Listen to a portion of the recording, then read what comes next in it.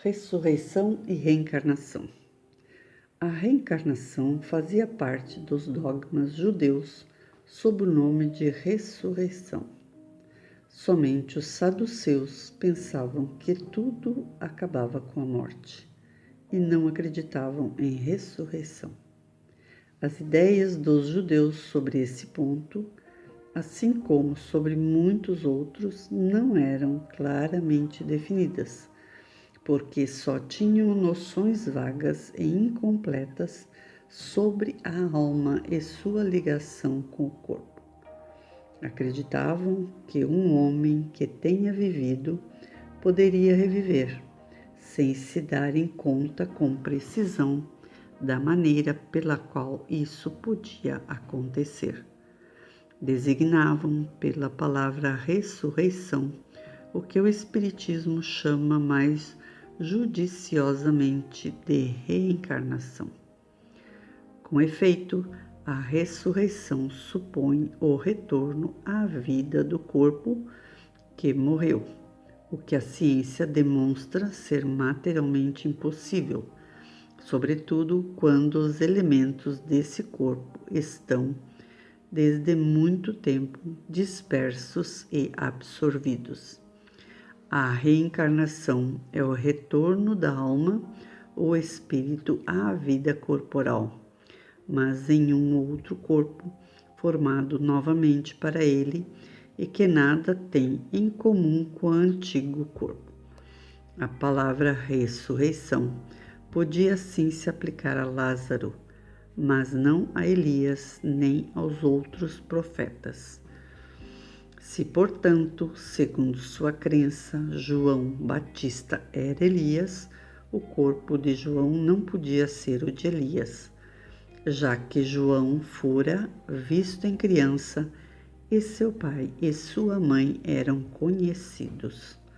João podia, pois, ser Elias reencarnado, mas não ressuscitado. Ora, havia entre os fariseus um homem chamado Nicodemos, um senador dos judeus. À noite foi encontrar Jesus e lhe disse: Rabi, sabemos que vens da parte de Deus para nos instruir como um mestre, pois ninguém poderia fazer os milagres que fazes se Deus não estivesse contigo. Jesus lhe respondeu: em verdade te digo, ninguém pode ver o reino de Deus se não nascer de novo. Nicodemos lhe disse: como pode nascer um homem que já é velho? Pode voltar ao seio de sua mãe para nascer outra vez? Jesus lhe respondeu: em verdade eu te digo, se um homem não renascer da água e do Espírito, não pode entrar no reino de Deus. O que é nascido da carne é carne, e o que é nascido do Espírito é Espírito. Não te espantes com o que te digo, que é preciso nascer de novo. O Espírito sopra onde quer. Ouves sua voz, mas não sabes de onde vem, nem aonde vai. Assim acontece com todo homem que nasceu do Espírito. Nicodemos lhe respondeu: como isso pode acontecer? Jesus lhe disse: és mestre em Israel e ignoras essas coisas? Em verdade eu te digo, que nós só dizemos o que sabemos e só damos testemunho do que vimos. Porém, vós não acolheis nosso testemunho. Mas se não acreditais em mim quando vos falo das coisas da terra, como acreditareis em mim quando vos falar das coisas do céu? Trecho de João, capítulo 3, versículo de 1 a 12. A ideia de que João Batista era Elias e que os profetas podiam reviver na terra encontra-se em muitas passagens dos evangelhos, notadamente nessas acima relatadas. Se essa crença fosse um erro, Jesus não deixaria de combatê-la, como combateu tantas outras. Longe disso, ele a sanciona com toda a sua autoridade e faz dela um princípio e uma condição necessária, quando diz: ninguém pode ver o reino dos céus se não nascer de novo. E ele insiste, acrescentando: não te espantes disso que te digo, que é preciso nascer de novo. Estas palavras, se um homem não renasce da água e do Espírito, foram interpretadas no sentido da regeneração pela água do batismo, mas o texto primitivo trazia somente: não renasce da água e do Espírito, ao passo que, em certas traduções, substitui-se a do Espírito por do Santo Espírito, o que não corresponde ao mesmo pensamento. Esse ponto capital sobressai dos primeiros comentários feitos sobre o Evangelho, assim como será um dia constatado sem possibilidade de equívoco. Para compreender o verdadeiro sentido dessas palavras, é preciso igualmente se reportar à significação da palavra água, que não era empregada em sua acepção própria. Os conhecimentos dos antigos sobre as ciências físicas eram muito imperfeitos. Acreditavam que a Terra tinha saído da água, e é por isso que olhavam a água como o elemento gerador absoluto. É assim que, no Gênesis, se diz: o Espírito de Deus era levado sobre as águas, flutuava à superfície das águas, que o firmamento seja feito sobre as águas, que as águas que estão sob o céu se reúnam em um único lugar e que o elemento árido apareça, que as águas produzam os animais vivos que nadem na água e as aves que voem sobre a terra e sob o firmamento. Conforme essa crença, a água tornara-se o símbolo da natureza material, como o espírito era o símbolo da natureza inteligente. Estas palavras, se o homem não renasce da água e do espírito, ou em água e em espírito, significam, pois, se o homem não renasce com seu corpo e sua alma. É nesse sentido que foram compreendidas no princípio.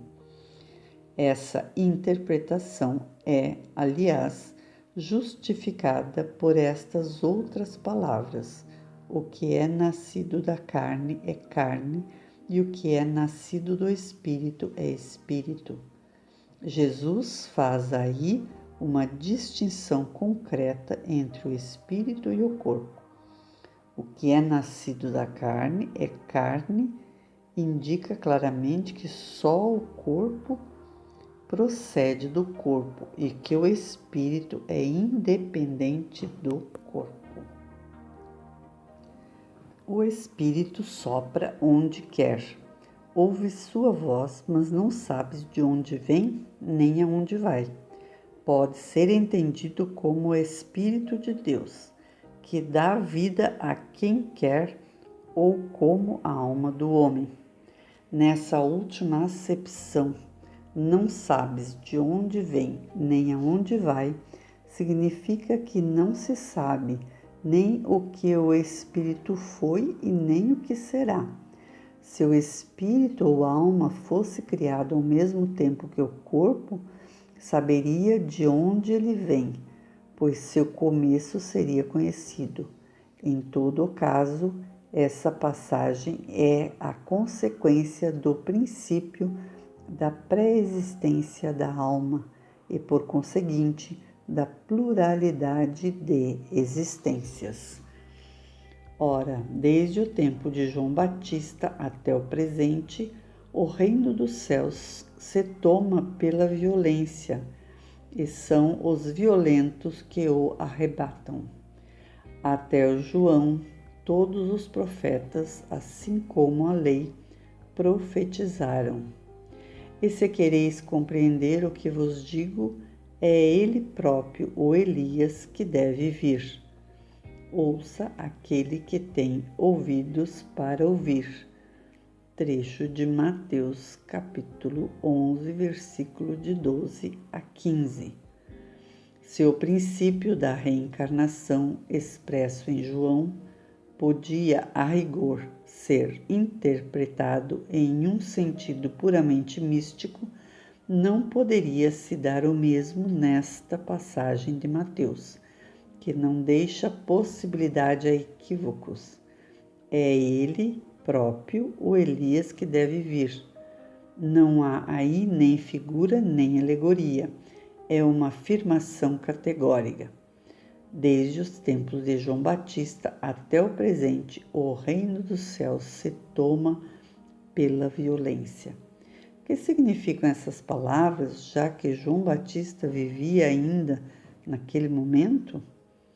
Jesus as explica dizendo: se quereis compreender o que digo, é ele próprio, o Elias, que deve vir. Ora, João não sendo outro senão Elias, Jesus faz alusão ao tempo em que João vivia sob o nome de Elias. Até o presente, o reino dos céus se toma pela violência. É uma outra alusão à violência da lei mosaica que comandava o extermínio de infiéis para se ganhar a terra prometida, paraíso dos hebreus. Ao passo que, segundo a nova lei, o céu se ganha pela caridade e a doçura. Depois acrescenta: ouça aquele que tem ouvidos para ouvir.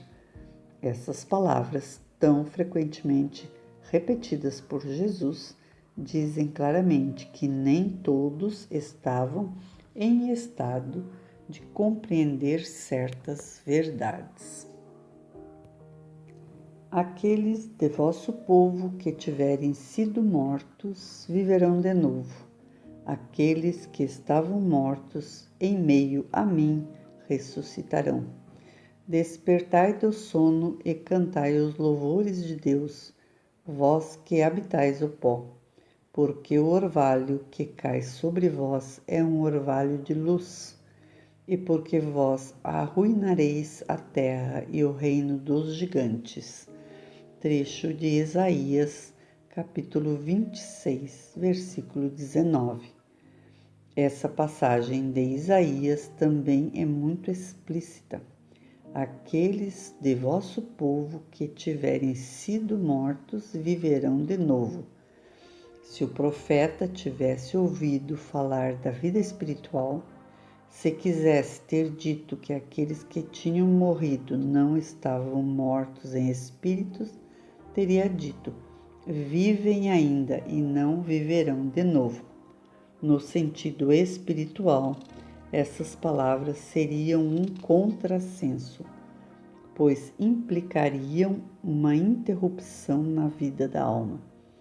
No sentido de regeneração moral, seriam a negação das penas eternas, pois estabelecem um princípio que todos aqueles que estão mortos reviverão. Mas quando o homem é morto uma vez e seu corpo, separado de seu espírito, é consumido, em que ele se torna? O homem morrendo uma vez poderia reviver de novo? Nesta guerra em que eu me encontro todos os dias de minha vida, espero que chegue minha transformação. Trecho de Jó, capítulo 14, versículo 10. Quando um homem morre, ele perde toda a sua força, expira. Depois, onde ele está? Se o homem morre, reviverá? Esperarei todos os dias de meu combate até que me aconteça alguma transformação? Quando o homem morre, vive ainda, findando-se os dias de minha existência terrestre, e esperarei, pois voltarei de novo a ela. Versão da Igreja Grega. O princípio da pluralidade de existências está claramente expresso nessas 3 versões. Não se pode supor que Jó quisesse falar da regeneração pela água do batismo, que ele certamente não conhecia. O homem, tendo morrido uma vez, poderia reviver de novo? A ideia de morrer uma vez e reviver implica a de morrer e reviver várias vezes. A versão da Igreja Grega é ainda mais explícita, se tanto é possível. Acabando os dias de minha existência terrestre, eu esperarei, pois voltarei a ela. Isto é, eu voltarei à vida terrestre. Isso é tão claro como se alguém dissesse: eu saio de minha casa, mas voltarei a ela.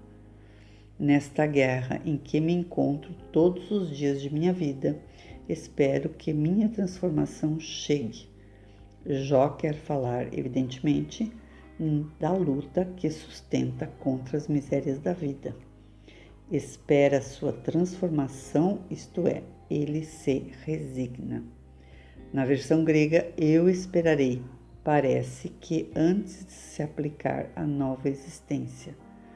Quando minha existência terrestre tiver acabado, eu esperarei, pois voltarei a ela.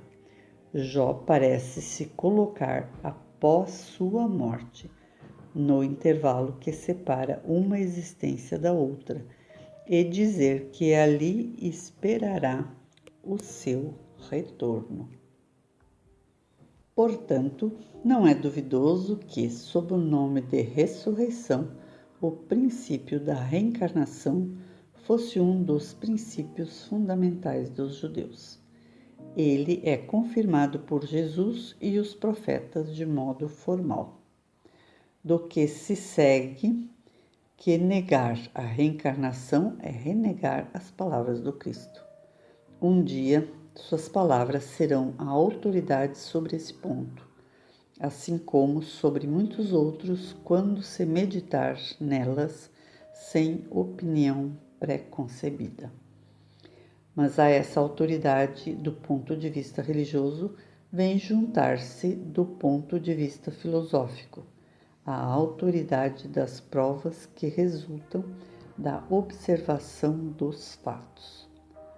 Quando se quer remontar os efeitos às causas, a reencarnação aparece como uma necessidade absoluta, como uma condição inerente à humanidade. Numa palavra, como uma lei da natureza. Revela-se pelos resultados de uma maneira material, por assim dizer, como o motor oculto revela-se pelo movimento. Só a reencarnação pode dizer ao homem de onde ele vem, aonde vai, por que está sobre a terra, e justificar todas as anomalias e todas as injustiças aparentes que a vida apresenta.